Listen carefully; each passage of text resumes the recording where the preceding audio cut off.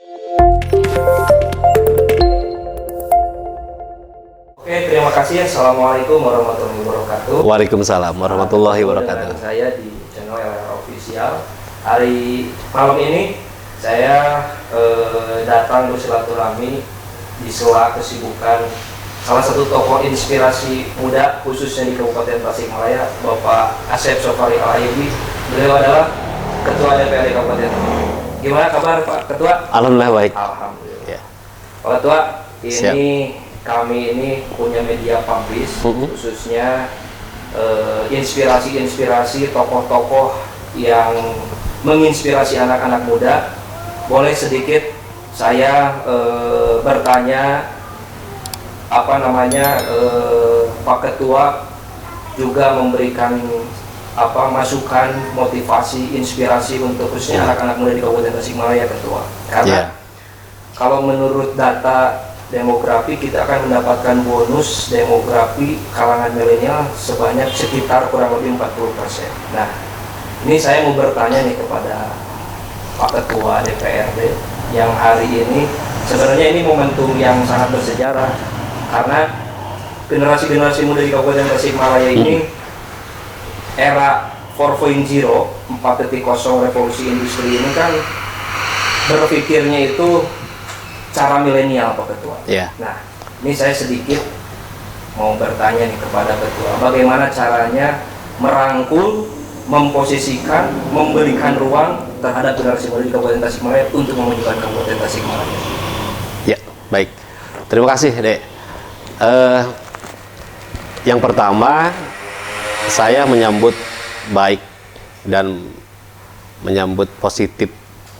Ini salah satu komunikasi era kekinian ya, dengan proyek hari ini secara maksimal menggunakan media sosial, baik melalui YouTube, Facebook, kemudian Instagram, dan salah satunya juga melalui podcast seperti ini. Ini sepakat kita bahwa hari ini anak muda harus punya passion yang tentunya sesuai dengan talenta yang hari ini tidak bisa dipisahkan dengan kemajuan teknologi informasi. Maka dari itu Kang Lutfi dan kawan-kawan yang telah menginisiasi untuk membangkitkan semangat anak muda ini adalah ini menjadi sebuah peta jalan kita bersama menuju rangkulan yang harmonis di anak muda ini supaya tidak kehilangan arah atau kehilangan tujuan. Karena selain sisi positif dan kemajuan teknologi, juga kita mengkhawatirkan. Jadi teknologi ini juga disalah artikan atau disalahgunakan. Kita perlu ruang-ruang atau wadah yang bisa menampung aspirasi atau bakat-bakat talenta-talenta anak muda. Dengan menginisiasi program-program seperti ini menjadi salah satu ruang ekspresi anak muda tersebut. Dan saya sebagai pimpinan daerah dan sebagai bisa dikatakan tokoh politik sangat mendukung dan mengapresiasi ini harus terus dikembangkan. Jadi memang kondisi hari ini kita bergelut dengan zaman yang semakin canggih, seperti yang tadi saya katakan 4.0 ini kalau di luar negeri udah pakai robot, Pak Ketua. Ini bagaimana caranya kalau kata Kiai Haji Abdurrahman itu pribumisasi Islam mengikuti perkembangan zaman tanpa meninggalkan tradisi. Nah, coba Pak Ketua tolong beri masukan kepada pemuda, karena biasanya kebablasan Pak Ketua, terlalu canggih sampai akhirnya semuanya ada dalam satu genggaman, tapi mereka meninggalkan tradisi. Kalau zaman saya masih kealamin Pak Ketua, ada pecele, gobang sodo, permainan-permainan kearifan lokal itu, local wisdom sangat menonjol ya Pak Ketua. Tapi sekarang rata-rata itu semua ada dalam sentuhan. Nah, Pak Ketua sebagai generasi muda juga, bahkan tokoh politik yang sangat dipandang milenial. Kemarin alhamdulillah pilkada ada tokoh milenial juga, Pak Ketua DPR juga masih milenial. Nah, di era perkembangan zaman ini Pak Ketua, bagaimana caranya agar tokoh-tokoh muda itu, kalau kata orang Sunda, terpadu menobor. Jadi mengikuti perkembangan zaman, tapi tidak meninggalkan tradisinya. Pak Ketua. Nah, coba bagaimana saran Pak Ketua, masukan agar budaya kita itu tetap terjaga. Kalau saya bikin konsep di PRKI namanya konsep jaga lemur, Pak Ketua.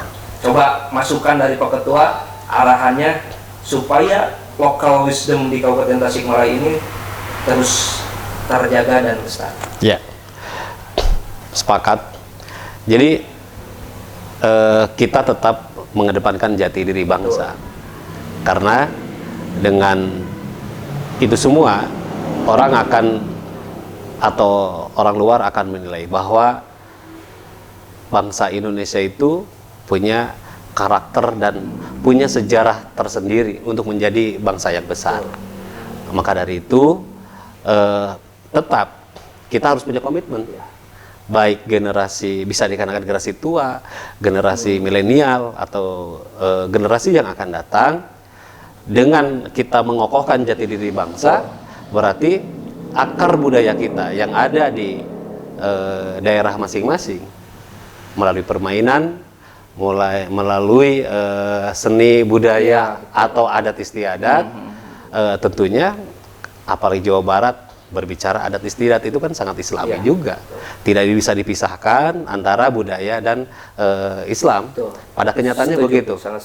Maka dari itu seperti ya kecil-kecil misalnya rebana gitu ya, kemudian busana muslim dan lain sebagainya, itu harus terus kita pertahankan. Soal ada gempuran teknologi informasi dan budaya luar, tapi kalau kita komitmen terhadap kearifan lokal yang berbasiskan budaya dan agama tadi, saya kira apalagi kita juga bisa membuka mata hari ini, tangan manusia itu juga tidak sekuat yang kita perkirakan. Ketika Tuhan berkehendak, diberikanlah wabah atau pandemi juga kan tidak berdaya apa-apa. Akhirnya kita harus menyadari semua insan itu atau kita sebagai manusia itu ternyata lemah. Kita tetap bergantung kepada Yang Maha Kuasa dan Maha Pencipta. Itu yang harus menjadi komitmen kita. Ketika ada teknologi apapun, kita manfaatkan betul dari sisi positifnya.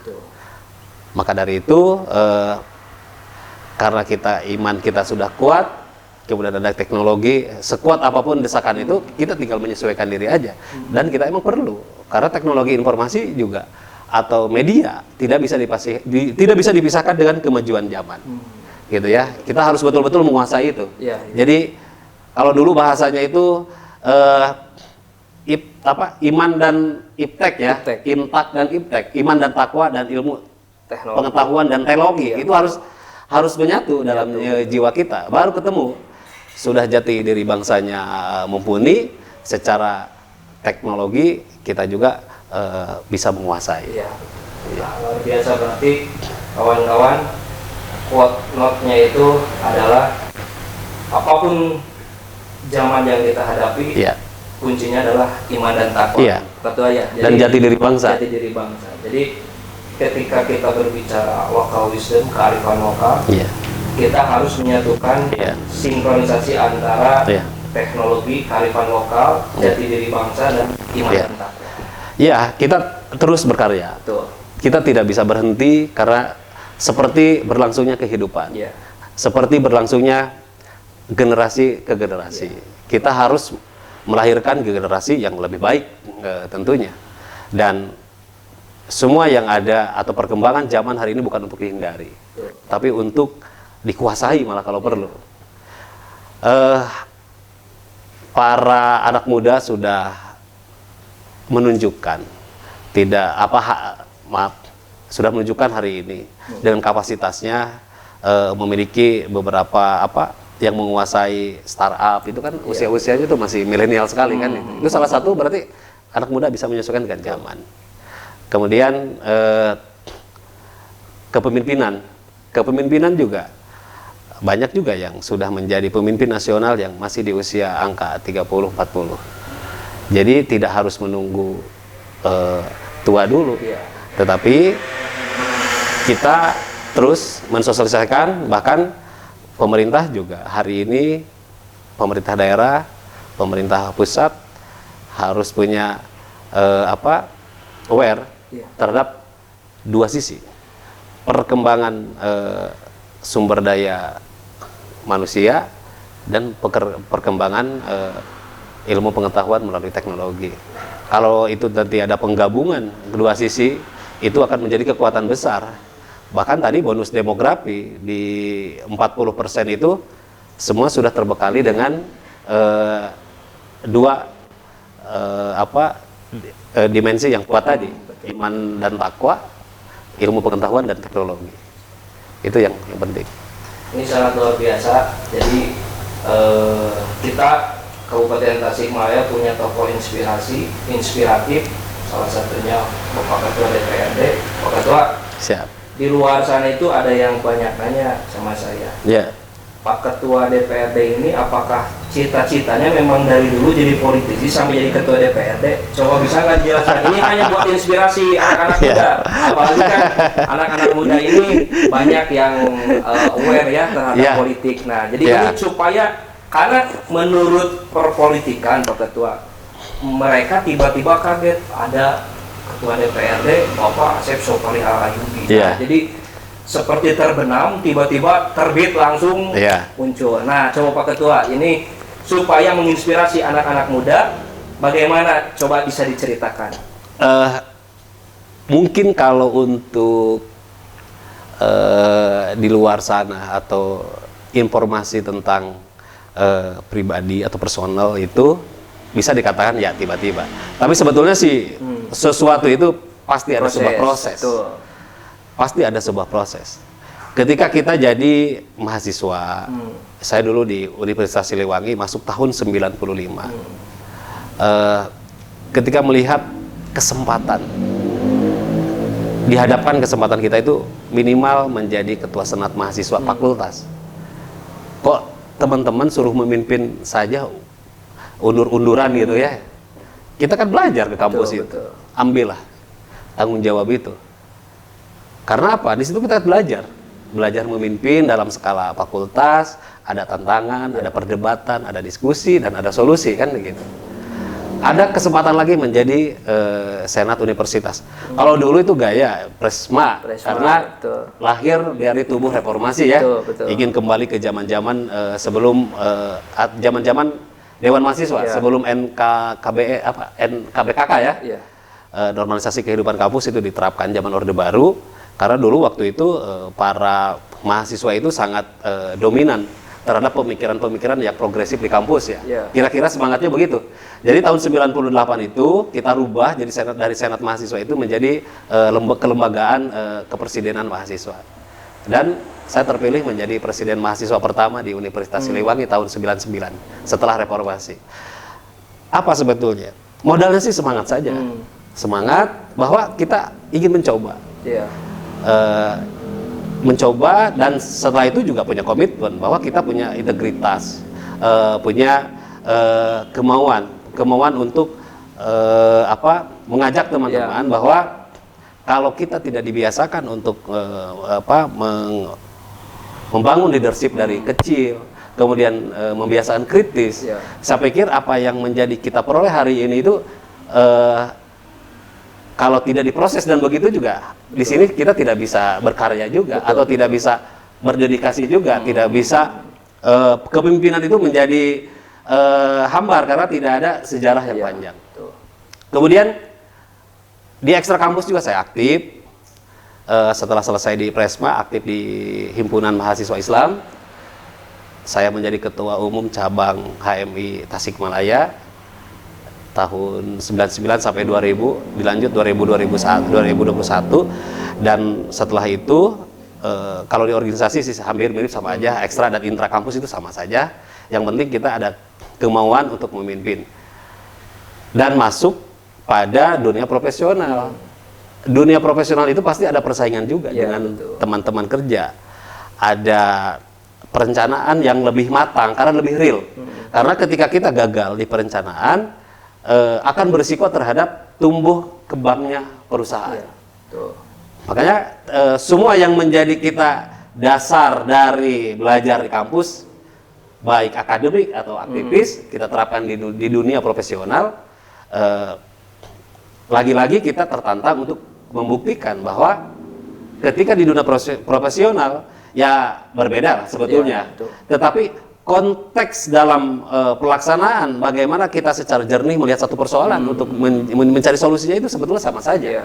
Bagaimana kita setiap komponen atau setiap potensi yang ada di sekitar kita itu dipadukan menjadi sebuah kekuatan yang luar biasa. Karena pada dasarnya setiap individu itu, setiap orang itu yakin punya kelebihan masing-masing. Ya, betul.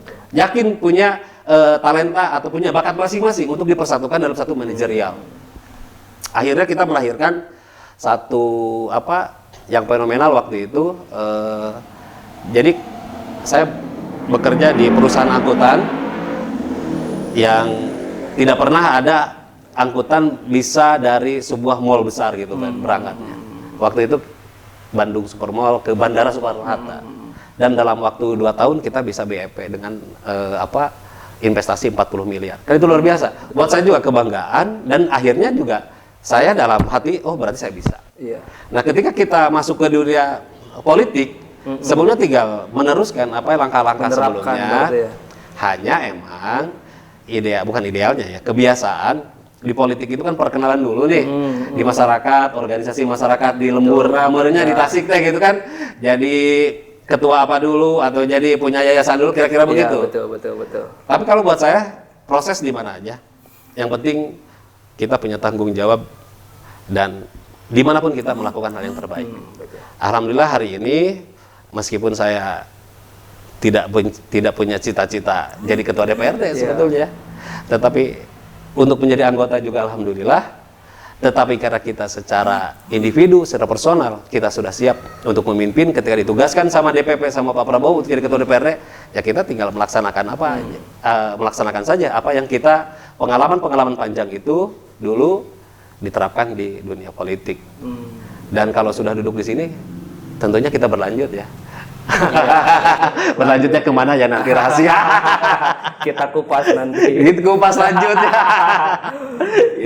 berarti ketua embrionya tetap sebuah organisasi. Iya, sebuah organisasi. Jadi sekecil apapun. Iya, betul. Iya. Manajerial itu berawal dari embrionya itu adalah sebuah organisasi. Jadi ternyata saya juga pribadi baru mengetahui secara spesifik dan Jadi inilah mungkin kenapa malam ini saya harus mengekspos, karena ini salah satu tokoh inspirasi untuk generasi muda, karena generasi muda sekarang kan berpikirnya spontan, bukan hanya instan lah gitu kan.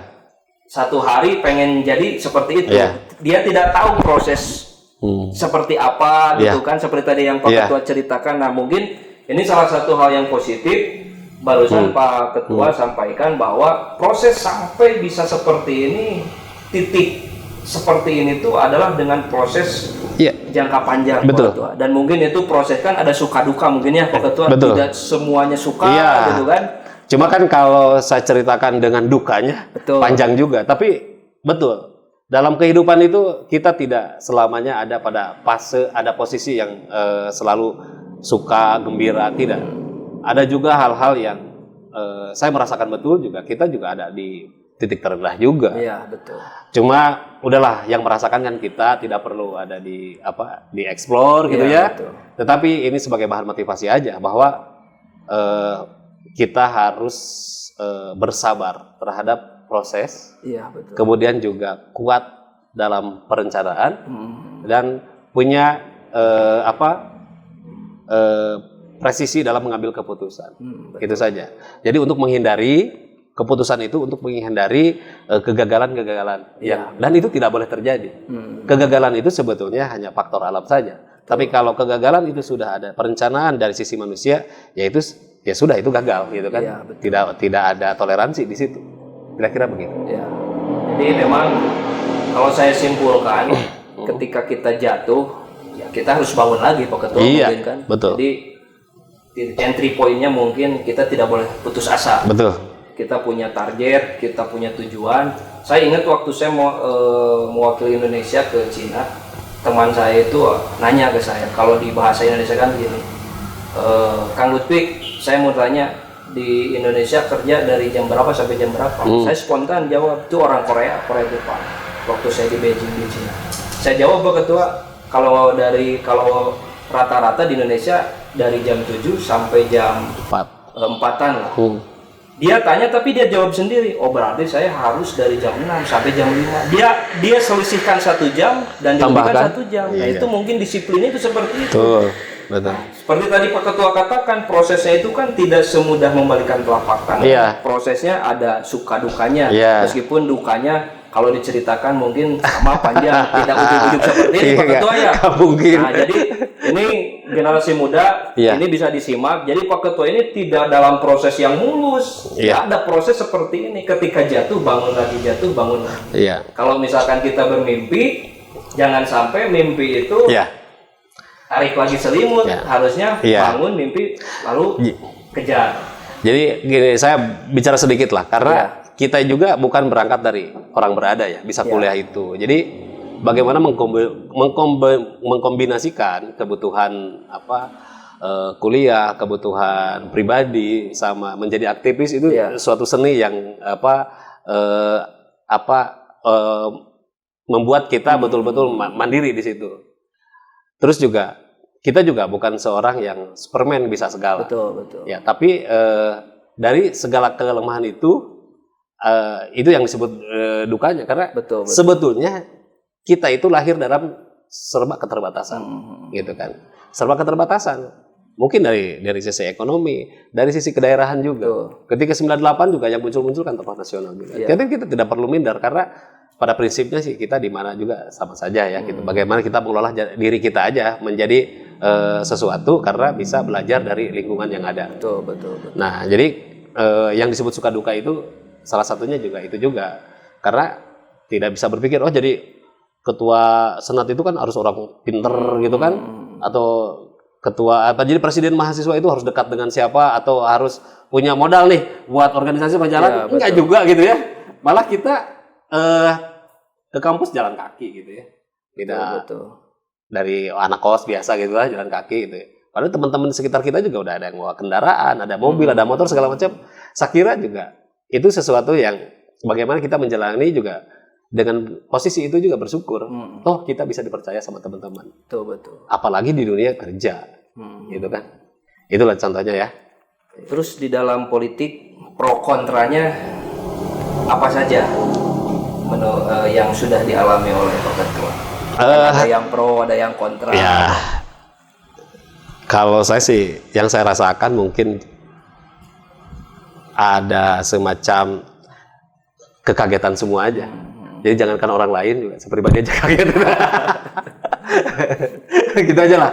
Kalau pro kontranya nanti di season yang lain harus konsep dulu gitu supaya tidak ada yang tersinggung atau apa gitu kan. Gitu. Nah, berarti Ketua ini sedikit saya flashback. Kabupaten Tasikmalaya ini kan salah satu kabupaten yang secara geografi itu agraris, pertaniannya itu sangat luas. Nah, ini sedikit berbelok ke arah sini. Di kabupaten ini untuk pemuda-pemuda, saya menginisiasi konsep jaga lembur, salah satunya itu jaga kampung halaman, jaga ekonomi, jaga laut, jaga gunung, jaga kebun kita dan sebagainya. Tujuannya untuk agar kita bisa berdiri kaki sendiri Pak Ketua. Nah, di Kabupaten Tasikmalaya ini luas lahan pertanian sangat besar Pak Ketua.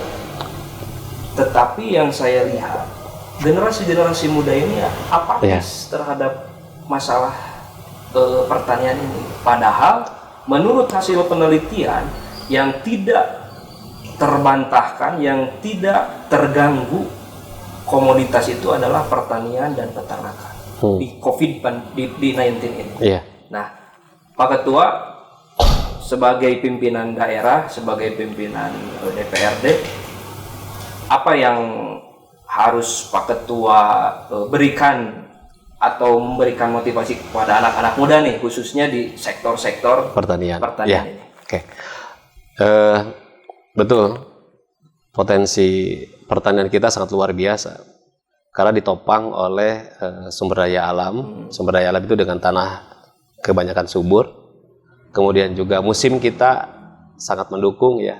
Karena musim kita itu hanya kemarau dan hujan saja. Rata-rata tanah kita vulkanik karena dengan punya gunung berapi yang aktif. Jadi mempengaruhi terhadap kandungan unsur hara yang ada di tanah. Hanya persoalannya hari ini faktor keberpihakan mungkin.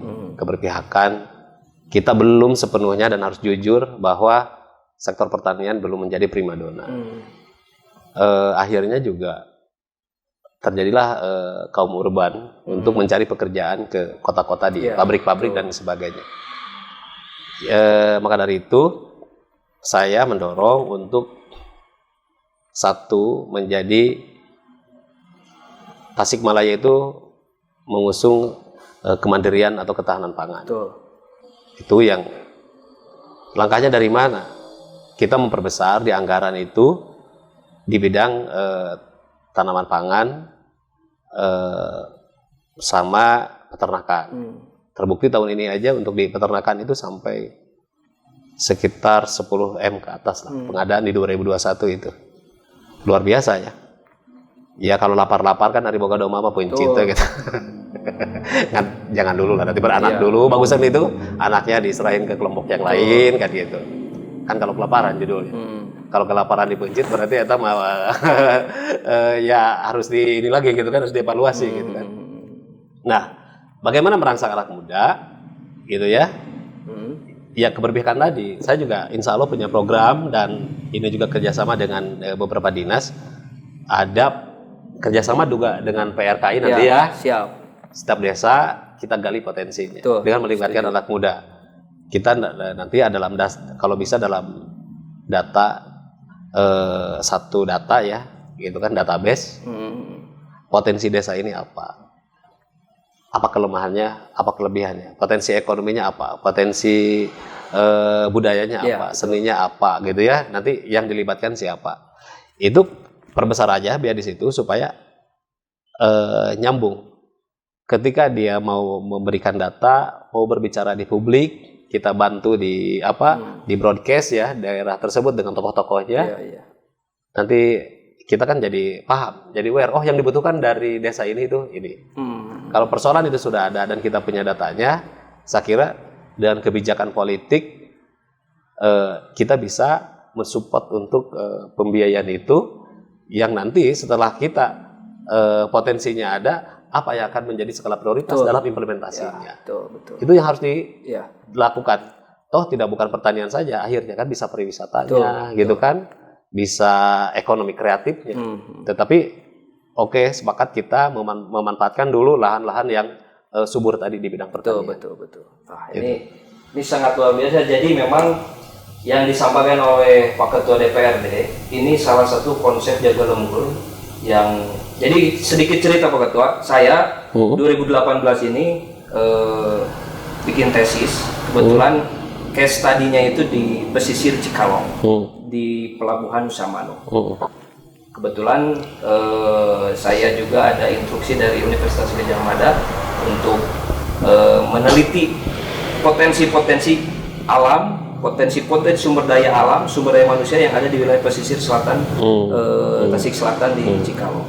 Betul seperti tadi Pak Ketua, jadi itu ada dalam konsep perencanaan wilayah di mana ketika kita akan merencanakan itu kita harus menggali dulu apa potensi yang ada di sana. Jadi jangan sampai, mohon maaf Pak Ketua, kalau di dalam ilmu perencanaan itu ada social mapping dulu gitu kan ya Pak Ketua. Harusnya peternakan ini di sektor A, ini malah kebalik di sektor B. Nah, itu pada akhirnya kan tidak, utilisasi infrastrukturnya itu tidak akan berjalan Pak Ketua. Jadi saya sangat setuju dengan Pak Ketua tadi. Jangan sampai, karena yang saya temukan Pak Ketua di Cikalong juga, itu potensi perikanannya itu luar biasa, pesisir selatan sampai Pamayang itu. Tapi kenapa anak keturunannya itu tidak ada yang mau jadi nelayan? Itu saya berbicara data seperti tadi Pak Ketua sampaikan. Saya aneh. Berarti ini harus ada sentuhan magic juga dari pemerintah daerah, salah satunya mungkin dari DPRD juga. Iya, meskipun kelautan menjadi wewenang pemerintah provinsi dan pusat. Tapi kita tidak berhenti di sana. Yang penting kita berpikir setelah tadi perencanaan dan skala prioritas itu, kita sudah tidak berbicara lagi on farm. On farm itu hanya bisa menanam dan memanen. Iya. Justru kita harus sudah mulai berbicara off farm. Jadi berbicara tentang marketing dan peluang-peluang pasar. Jadi mungkin anak mudanya bisa di posisi itu untuk off farm-nya gitu ya. Betul. Bagaimana setelah pasca panen itu menjadi satu produk yang layak jual, kan packagingnya aja mungkin yang harus diperbaiki, kemudian komunikasi marketingnya yang harus diperbaiki. Dan yang paling penting juga di luar itu semua, kita juga harus menegakkan atau mengukuhkan bahwa rencana tata ruang dan wilayah tanpa RT RW ini acak-acakan. Di mana galian pasir, di mana nu nyieun imah gitu kan, di mana nu melak pare. Disebutnya itu acak adut.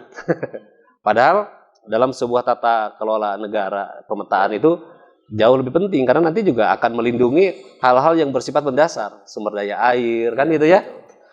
Kemudian cagar alam. Iya. Nah, kalau semua ditata dengan baik, saya kira orang juga akan mengikuti apa yang disebut dengan sustainable development goals. Jadi akan tercapai sesuai dengan apa kesepakatan negara-negara di dunia ya, bahwa pembangunan itu juga lain asal gitu ya. Betul. Tapi semua melalui mekanisme penataan lingkungan yang tentunya juga bermanfaat hari ini, besok dan seterusnya. Betul. Ya. Gitu. Saya sangat setuju karena memang saya kurang tahu sekarang apakah ada pembahasan yang secara spesifik, karena saya dulu sempat terlibat Pak Ketua di tahun 2018 kalau nggak dulu. Ada tahun ini, tahun ini udah masuk lagi, lagi usulan dari pemerintah, dan kita secara serius itu harus dibahas untuk menjadi perda yang sangat memadai. Karena Pak Ketua itu salah satu kunci acuan itu ada di situ Pak Ketua, gitu. Karena, nah jadi tata kelola pemerintahan juga kan kolaboratif antara pemerintah, antara NGO, masyarakat itu ada dalam satu acuan seperti itu Pak Ketua. Iya. Pak Ketua, ini pertanyaan terakhir nih, tapi agak seksi pertanyaannya. Pak Ketua ini kan masih muda, terus salah satu inspirasi anak-anak muda juga, aktivis juga. Nih, saya mau nanya nih Pak Ketua kedepannya siap jadi Bupati Tasikmalaya? Nggak apa-apa Pak Ketua, ini kan berawal dari mimpi. Iya. Tapi mimpinya mimpi bersama Pak Ketua gitu kan. Gini saja, dengan kepemimpinan politik, saya kira untuk keberpihakan ke masyarakat itu harus dengan kebijakan politik, itu saja. Jadi kalau ada peluang dan syarat-syarat yang lainnya terpenuhi, ya akhirnya untuk mengimplementasikan visi misi kita juga ya dengan tangan kita juga. Betul. Tuh, gitu. Jadi sekarang malam ini Pak Ketua bilang bahwa untuk kedepannya, jadi ini bukan hanya sebatas mimpi, tapi harus direalisasikan menurut saya Pak Ketua. Iya. Tapi Pak Ketua juga kan tidak bisa one man show company. Ya, betul. Kan. Makanya tadi kalau semua syaratnya terpenuhi gitu ya. Betul. Jadi ini salah satu yang menurut saya sangat menarik dan inspiratif banget, karena dari target ke target itu memang harus dicantumkan di dalam whiteboard hati itu, dalam mindset itu kan.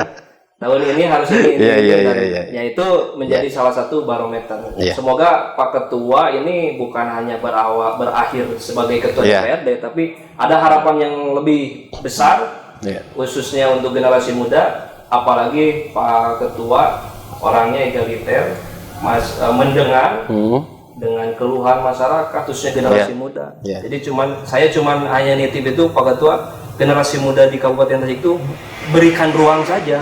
Beri ruang, karena kalau kata orang tua dulu gitu kan, ada pepatah mengatakan aya nu kolot bedego, aya budak nu bedegong, aya kolot anu bedegong oge Pak Ketua.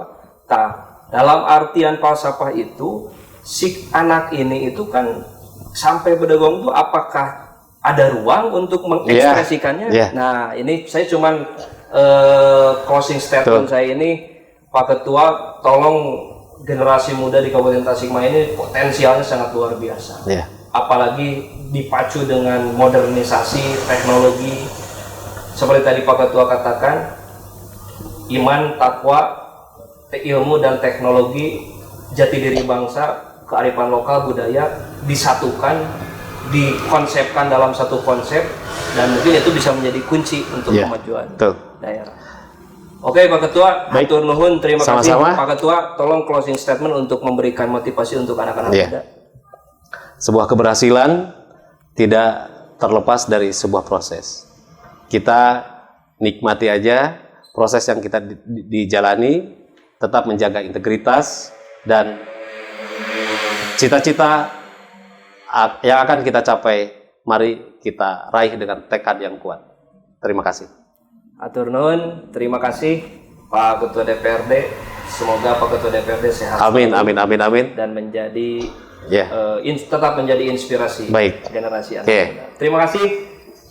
Tetap stay di LHR Official. Assalamualaikum warahmatullahi wabarakatuh. Waalaikumsalam warahmatullahi wabarakatuh. Jaga lembur. Jaga lembur.